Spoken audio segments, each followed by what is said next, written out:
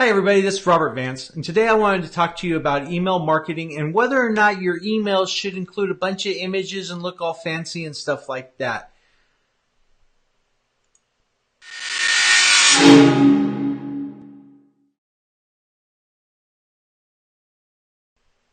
Hi everybody, so today I wanted to touch on the topic of what should your emails look like when you're sending them to people. Should your emails have a bunch of graphics in them and look all fancy and have to be perfect? And my common answer to that is no, they don't have to look perfect. They don't have to be all fancy.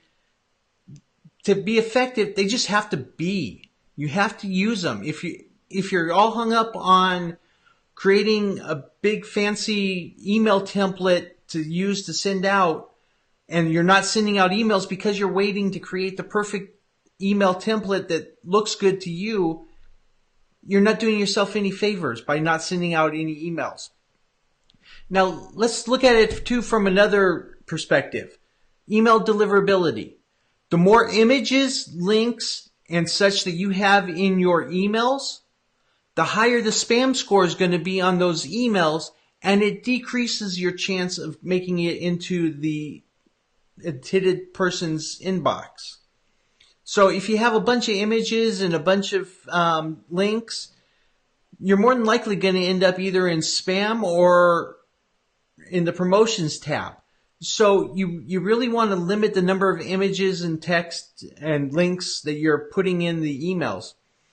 What I like to do for emails, for plain simple emails that I'm trying to get people to take some type of action, I'll make the email look like it's a personal email. It's usually left justified, plain text, and it just has one or two links in it with a call to action for them to take an action and achieve the desired result. I'd love to hear your thoughts and comments on this and your feedback. Feel free to leave them in the comments below. Thanks very much. Have a great day.